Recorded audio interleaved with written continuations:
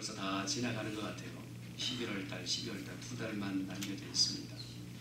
2012년 세계 인구 보고서 한국어판에 보면 우리나라 여성의 평균 연령이 최근 버전이죠. 평균 연령이 84세랍니다. 남자의 연령은 77.3세. 그래서 우리나라 여성들이 남성들보다 훨씬 더 오래 살죠. 세계의 순위로 보아도 여성은 세계 8위입니다. 그리고 남자분들은 평균 연령이 77.3세로 26위를 등재했어요. 그래서 이렇게 기본 80대에 그런 진입하면서부터 평균 연령 80대 진입하면서부터 어떻게 하면 잘 살 것인가, 어떻게 하면 인생을 마무리 잘 지을 것인가, 어떻게 나이를 잘 이제 이렇게 보기 좋게끔 나이 들어갈 것인가, 이것이 초관심 사인 것 같아요.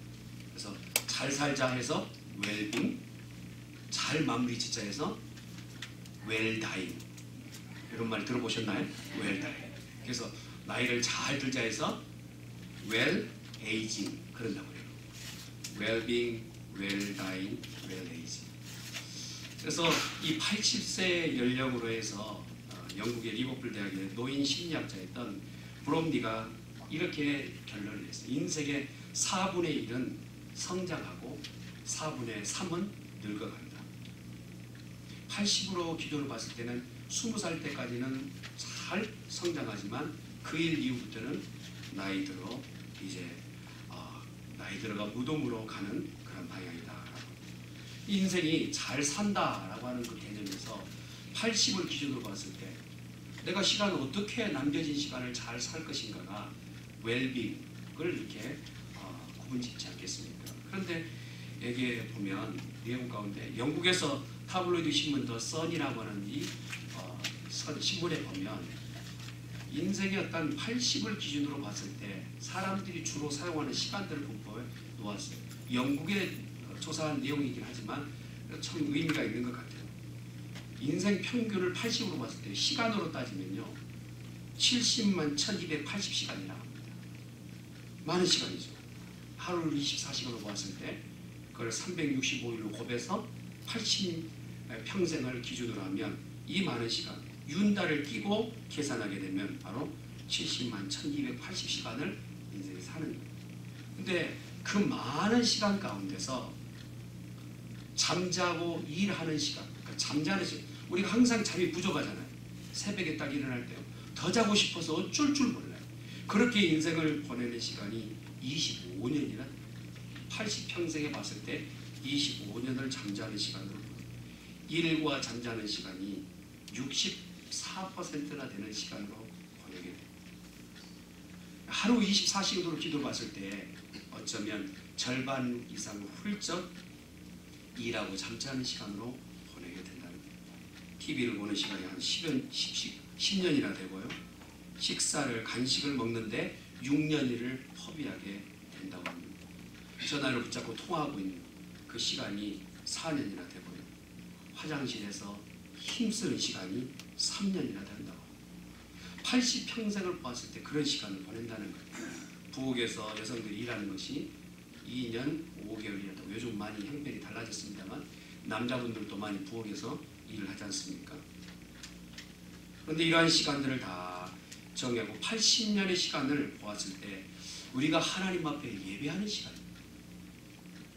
한 주에 1시간 예배를 보았을 때 1년이 52주 아닙니까? 52시간 1년에 이틀을 예배를 드리는데 평생을 기록해 보아도 80을 이틀로 곱해보았자 1년도 되지 않는 시간에 우리가 하나님 앞에 예배함이 얼마나 인색한지, 얼마나 하나님 앞에 내 마음이 빈곤한지. 그래서요, 우리가 마음의 결정이 남은 날이 얼마일지 모르지만 마음의 결정이 굉장히 필요합니다. 행복해서 웃는 것이 아니라 웃기 시작하면 행복한 거예요.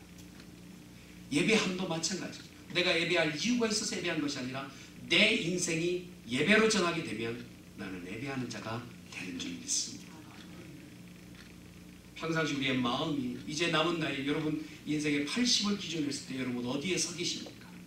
어느 위치하고 계세요? 남은 날을 이제껏 살아왔던 방식으로 계속 사신다면 우리의 삶의 변화가 없을 거예요. 그러나 남은 날을 무엇인가 조금 더 발전된 모습으로 살기 위해서 마음을 결정한다면 오늘 이 본문의 말씀에 귀담아 들으래요. 바울이 그래요. 바울이 인생에 나 참 잘 살았습니다 하는 인생을 살았단 말이에요. 그것이 무엇이었습니까? 첫 번째로 읽었던 말씀 가운데 보면 내 모든 형편과 환경을 하나님의 복음을 증거하는 데 살았다. 한번 따라합시다. 내 모든 형편과 환경을 전도하는 데 사용하였습니다. 오늘 바울이 있는 곳은 빌립보에 기록된 내용은요, 옥중 서신이라 감옥에 갇혀서 서신을 씁니다. 그럼 혹여 자기 실수든지 아니면 좀 누명을 씌워져서 내가 잠깐이나마 옥에 갇혀본 경험이 있는 사람들은요, 얼마나 불편하고 얼마나 자유가 없고 얼마나 힘겨운 곳이 감옥인지를 알 수 있어요. 그런데 바울이 그 옥중에 있으면서 나는 기쁘다, 나는 참 기쁘다 하며 오늘 복음의 그 진수를 전달하는 자기의 길. 본문에서 오늘 읽었던 말씀 보면 형제들아 내가 당한 일이라고 하는 이 당한 일이라는 부분은 감옥에서 여러 어려움을 내가 당했다라는 거예요. 그러면서 바울이 로마 감옥에 갇히면서 그 감옥의 불편한 환경을 어떻게 만드는지 도리어 내가 복음을 전하게 되었다는 거예요. 어려운 환경이에요. 여러분 주위에 있는 많은 사람이 바울이 감옥에 갇혔을 때 이렇게 평가합니다. 바울은 이제 끝났어. 그렇게 그냥 겁없이 전도하면서 산이며 들이며 바다며 배를 타고 산을 넘고 그렇게 복음을 열심히 전하던 바울이 감옥에 갇혔으니 더 이상 그에게는 소망이 없어. 이제 끝이 났어. 바울 인생 끝났어가 대중적인 그러한 예예요. 그런데 오늘 바울이 뭐라고 얘기합니까? 도리어라고 하는 단어를 씁니다. 내가 감옥에 갇혀 있지만 더 이상 내가 움직일 수 없지만 복음을 들고 산을 넘을 수도 복음을 들고 바다로 갈 수도 바다를 건널 수도 없지만 도리어 내가 복음을 전할 수 있음에 감사한다. 어떤 일이 벌어졌습니까? 그가 갇힌 감옥 안에 놀라운 환경이 바울을 향해서 준비되었다는 것입니다. 여러분 우리가 그런 거 있지 않습니까? 화를 만났을 때 이게 화가 정말 내 가운데서 복이 될 수 있을까 하는 상황들이 있을 때가 있어요. 예, 서부시대에 이제 그 농장 가운데 농사를 짓는데요. 농사 짓는데 갑자기 지진으로 해서 농사에 큰 물을 댔던 우물이 막힌 거예요. 농부들이 하나님 앞에 원망하는 거예요. 아니 농사를 지는 우물이 있어야 되는데 하나님 우리에게 어떻게 하라는 겁니까? 하면서 원망하고 있는데 화가 변하여 복이 되리라 하신 거예요. 목사님 설교가 그거예요. 그랬더니 오히려 목사님한테 우물이 막혔는데 복이 된다네. 놀란 것은요, 우물이 막혔는데 이틀 만에 우물 막힌 바로 옆에서 기름이 터졌어요. 남의 일이라고 하면 안 하면 안 됩니다. 우물은 막혔고 기름이 터졌어요. 할렐루야. 여러분 조지 W 부시가 식당에서 반찬을 가지고 왔는데 브로콜리가 섞인 거지. 식당 주방장이 말한 브로콜리 안 먹는데 다른 걸로 갖다 달라고. 많은 사람들에게 와전됐어.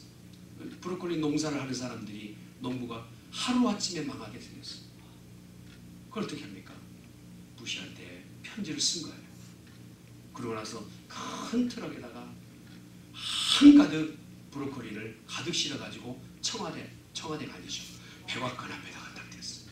그러면 서실의 내용이 그 당신을 대통령으로 뽑은 국민의 대다수가 이 브로콜리로 건강을 유지하고 있습니다. 혹시라도 이제껏 먹지 않았더라도 이제 다시 한번 건강을 위해서라도 국민 대다수가 먹는 브로콜리를 드시길 바랍니다. 서신을 보냈어요. 그리고 실제로 큰 트럭에다가 백악관 앞에 차량을 댔어요. 하루아침에 쫄딱 망하게 된 브로콜리 농사를 짓던 이 농부들이 그것이 큰 이슈가 되어서 오히려 브로콜리를 더 많이 먹을 수 있는, 소비할 수 있는 계기가 된 거예요. 우리 삶 가운데서 화를 만나고 막다른 고를 만나면 나는 어떡하지? 내 신세는 어떡하지?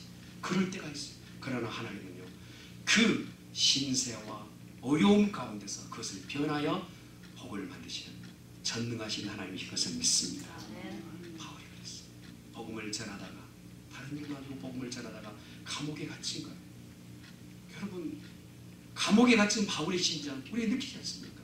다른 일도 아니고 하나님을 증거하는 이 일에 있어서 하나님께서 길을 막으신 것 같아서 너무 답답한 거예요.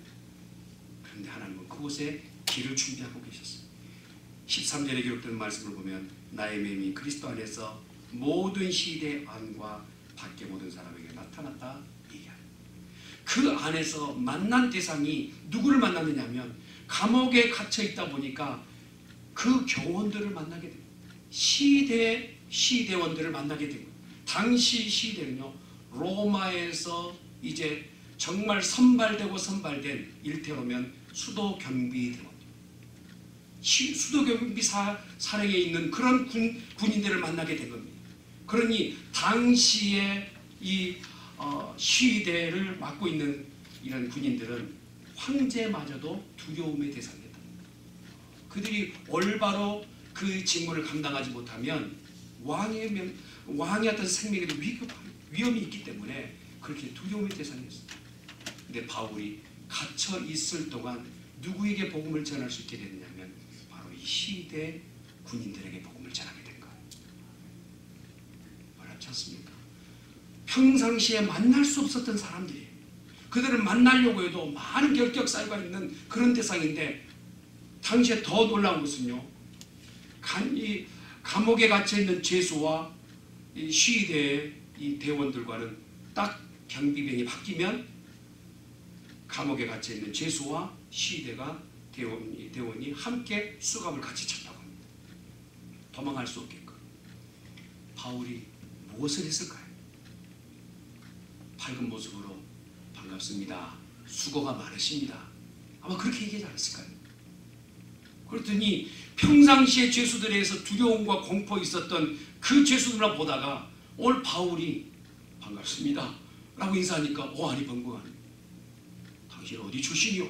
그 기나긴 밤에 여러분 말 한마디도 않고 그냥 지났을까요? 저는 그러지 않았으리라고 생각해요. 죄수에게서만 질문하는 것, 답하는 것과 주거니 받거니 하면서 그날 밤을 지나고 낮을 지나지 않았을까?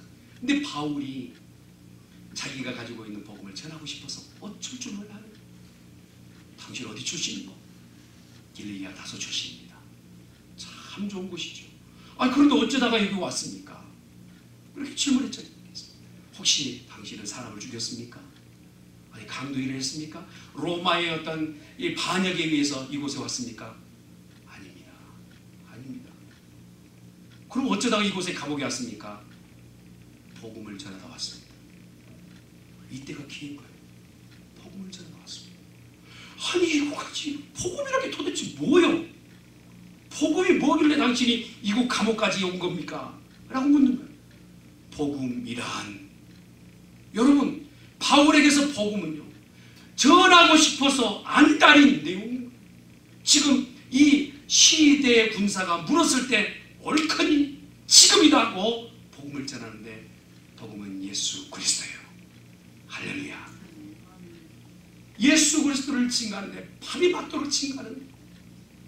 그런데 이 죄수를 지켰던 시대원들이 한 명씩 바뀔 때마다 예수 그리스도를 영접한 거예요.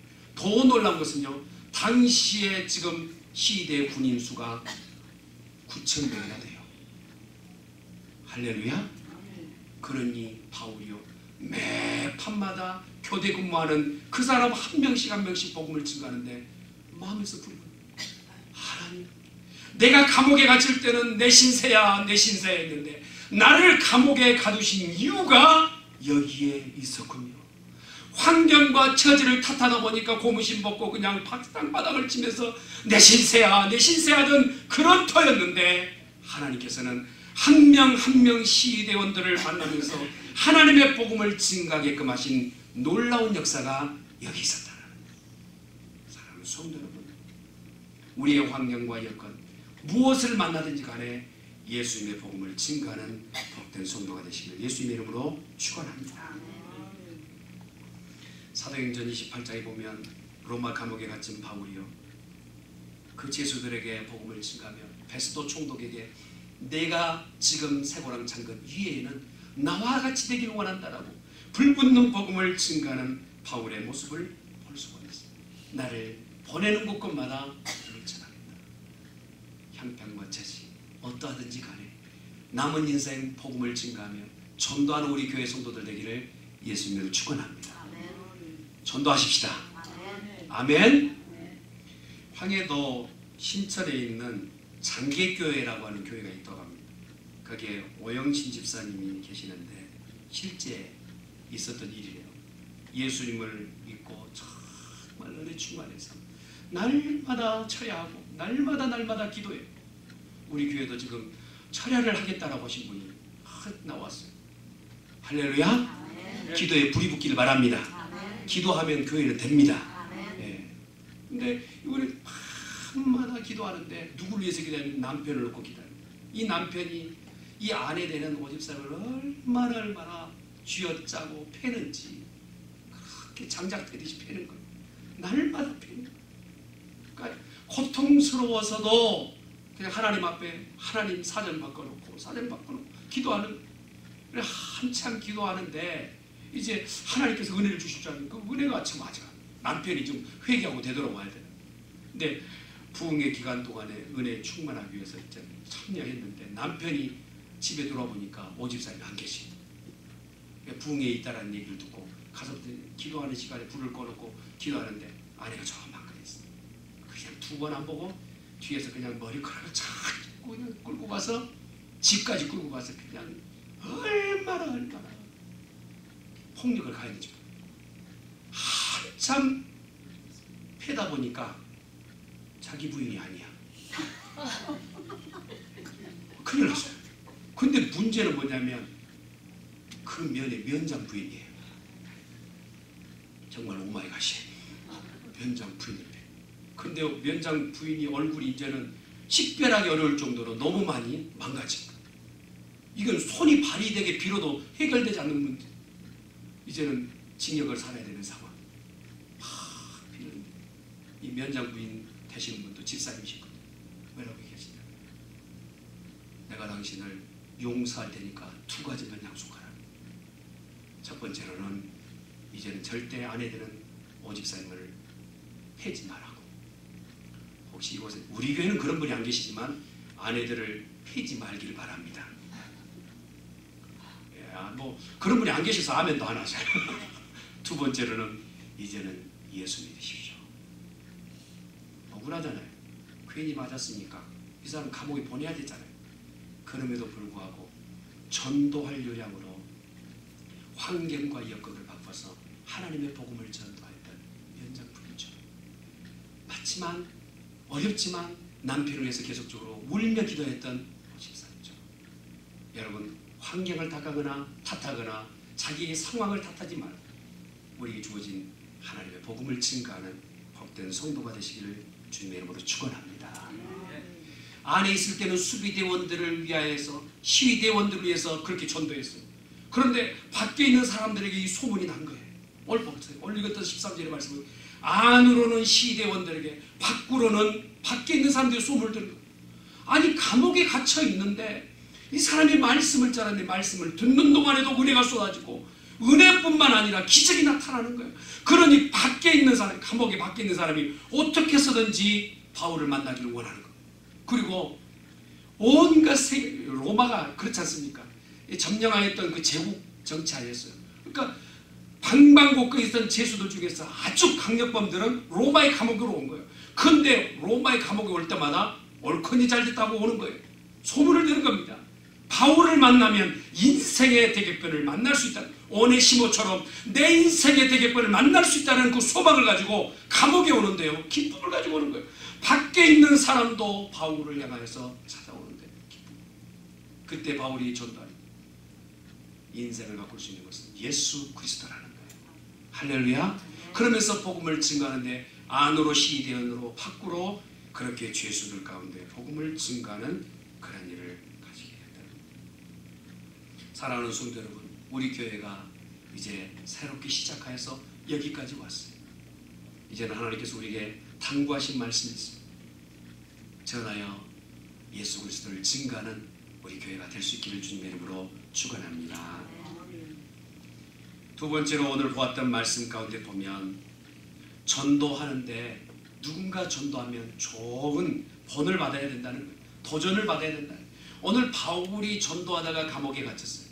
그랬더니 어떤 부류는 잘됐다 하고 그것을 책망하고 너무 나서더니 그렇게 이렇게 과격하게 전도하는 거 아니야 하는 부류가 있는가 하면 어떤 부류는 오히려 자기의 마음속에 도대체 무엇이 저 사람을 감옥에 갇혀 있는데도 멈춰서지 않고 복음을 전하는가 하여서 형제 중에 다수가 복음을 전하는 일에 동참하게, 선한 일에는 함께 동참하는 성도가 되어야 될 줄 믿습니다.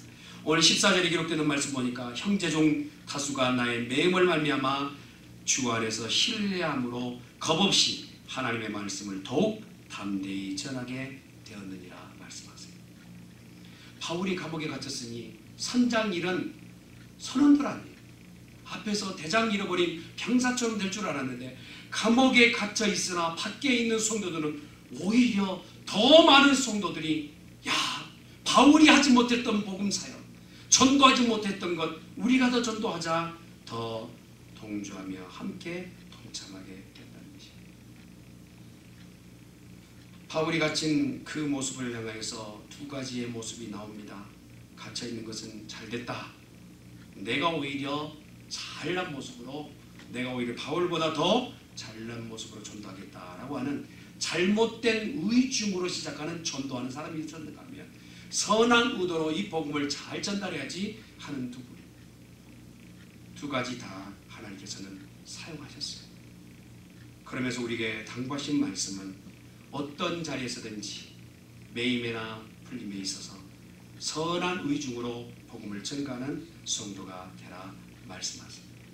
복음을 전할 때 처음에는 두려움이 있죠. 이것이 작용할까? 내가 전한다고 해서 사람이 바뀔까? 할 수 있어요. 그러나 복음을 증거하면 하나님께서 배후에서 일하십니다.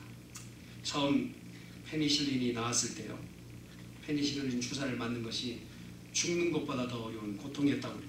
전쟁터에서 전쟁하던 병사들까지도 너무 두려워가지고 주사 한 대 맞는데, 페니실린 주사를 맞는데 벌벌벌 떨면서 주사를 맞았답니다. 그것은 페니실린에 대한 그 정보가 없었기 때문에 그랬죠. 그런데 나중에 페니실린 주사를 맞고 나서 만병통치약처럼 모든 병에서 노임받게 된 그 사실을 알고 나서는 그 뒤에 이 주사를 맞기 위해서 줄을 서서 주사를 맞기를 원하는, 복음이 이런 것 아니겠습니까? 처음 우리가 전할 때는 이게 작용할까? 이게 정말 역사할까? 하지만 복음이 떨어지는 곳곳마다 하나님께서 그 삶을 바꾸시고 그 내용을 바꾸시고 하나님의 기적이 복음이 전해진 곳마다 일어나게 될 줄 믿습니다. 그러니 우리가 선한 의도로 복음을 증거하는 복된 성도가 되시기를 주님으로 축원합니다. 세 번째로 따라하겠습니다. 모든 방법으로 전도합시다. 오늘 18절의 말씀을 보면 이런 말씀이 있어요. 그러면 무엇이냐? 거치로 하나 참으로 하나 무슨 방도로 하든지 전파되는 것은 그리스도니 나는 기뻐하고 또한 기뻐하리라. 무슨 방도로든지. 이 단어의 헬라 원어는요, 플랜 호티라는 단어를 썼어요. 지금보다 더 열심으로 전도하겠다, 더욱더 하고 더 하겠다라는 의미가 기록되어 있습니다. 사도행전 20장에 보면 성령의 각성에서 바울에게 주신 말씀이 있어요. 너는 오래지 않아서 결박당하고 환난을 당하리. 성령이 내게 주신 말씀이 조금만 더 있으면 복받겠다, 내게 충만하겠다, 이 말씀보다는 핍박받고 환난받는다, 이 말을 주시는 거예요. 왜 바울이 부담되지 않겠습니까? 그럼에도 불구하고 바울이 24절의 말씀이 이렇게, 나의 달려갈 길과 주 예수께 받은 사명 곧 하나님의 은혜의 복음을 증거하는 일을 마치려 하면은 나의 생명조차도 조금도 귀한 것으로 여기지 아니하겠다. 어떻게 이렇게 할 수 있을까요? 그가 무슨 방도를 통하여서든지 예수 그리스도의 복음이 증거되어야, 복음에 정말 미친 사람처럼 이렇게 복음을 증거했던 바울. 그 바울이 증거했던 복음을 통해서 그 성내는 기쁨이 충만하게 되었다는 것입니다. 빌립보서는 감옥에 갇힌 암울한 이야기예요. 부럽고 어둡고 캄캄한 이야기입니다. 그럼에도 불구하고 빌립보서는 가장 복음서 서신서 중에서 가장 기쁜 책이에요. 무엇이 이렇게 바꿨습니까? 복음을 증거하는 열심으로 불안함이, 어둡고 캄캄함이, 두려움이 변하여 기쁨이 되었다는 것. 오늘 우리에게 주신 하나님의 요구는 이것입니다. 우리의 삶과 환경은 무엇으로 바꾸겠습니까? 무엇으로 변화될 수 있겠습니까? 오직 복음을 증거하는 일에 기쁨으로 바뀌게 될 줄 믿습니다. 거칠에 하나 가지고라도 내가 복음을 증거하기를 원한다면 하나님께서 그것마저도 사용하신다. 이 거칠이라는 거 이겁니다. 다른 사람이 복음을 전하니까 저 사람이 하니까 어쩔 수 없이 나도 하는 거예요.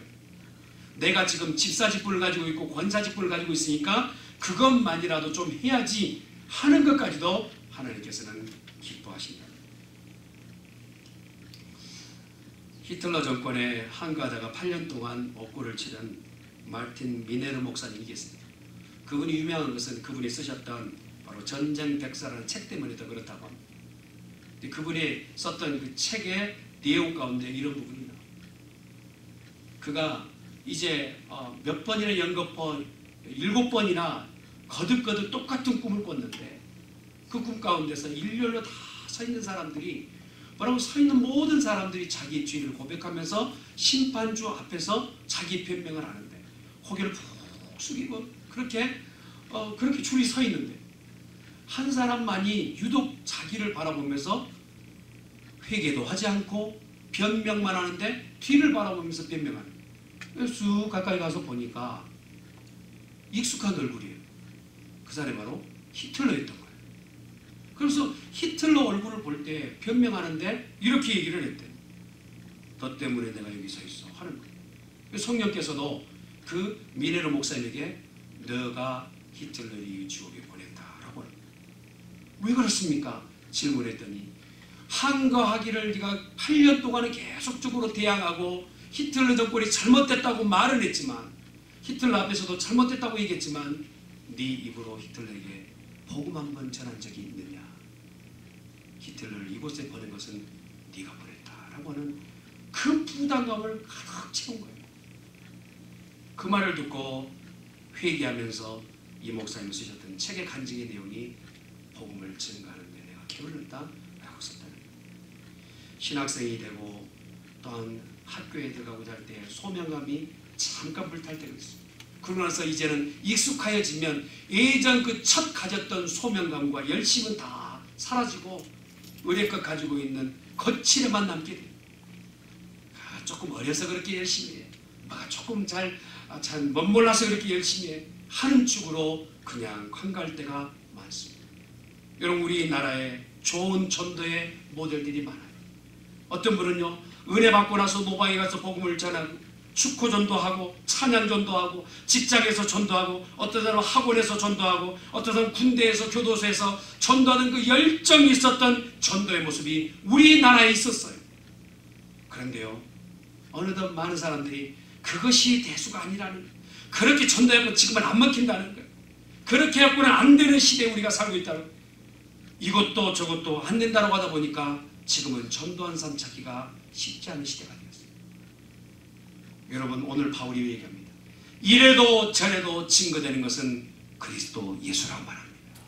할렐루야. 어떤 방식으로든지 복음이 증거된다면 어떤 사람은 거칠애로 어떤 사람은 누가 하기 때문에 의뢰껏 하려고 했던 그 마음에서 내가 부담을 안고 하는 모든 전도를 할지라도 아니 반대측에서 바울을 반대하는 속에서 복음을 전다는 것까지도 하나님께서는 그것을 가지고 복음이 증거되게끔 하신다. 사랑하는 성도 여러분 우리 교회도 이제 추수감사절을 앞에 놓고 또 앞으로 연말 되기 전에 한 해가 가기 전에 한 명씩 우리의 마음에 선한 부담감으로 전도하는 교회가 될 수 있기를 예수님으로 축원합니다. 할렐루야. 그래서요 우리 교회도 이렇게 홈페이지를 가지고 전도를 했잖아요. 어제 저는 홈페이지와 이렇게 설치하다가 깜짝 놀란 게 있어요. 우리 교회 홈페이지에 이렇게 링크되어서 되어 있는 이 신혜라 성도님의 그 전도하는 간증과 그리고 또 우리 교회 이름이 기록되어 있는 게 10,000명 이상이 보았어요. 아멘. 이 작은 교회에서 10,000명한테 우리 교회를 알린다는 거 쉬운 일이 아니고 예수 그리스도를 알린다는 거 쉬운 일이 아니잖아요. 10,000명 이상이 우리 교회를 알고 보았어요. 하나님도 이렇게 하실 줄 믿습니다. 여러분 잠들어 있었던 전도의 그 열정 다시 일으켜 세우십시오. 전도하십시다. 하나님이 우리와 함께 하시고 그 일을 이루실 줄 믿습니다. 본문에 기록되는 말씀처럼 나는 기쁘다. 여러분 나는 감옥에 갇혀 있으면 감옥에 갇혀 있지만 기쁩니다. 이 기쁨이 충만한 교회가 되기를 원하십니까? 전도하십시오. 전도하면 하나님께서 우리 교회가 특별히 우리 주님이 기뻐하실 줄 믿습니다.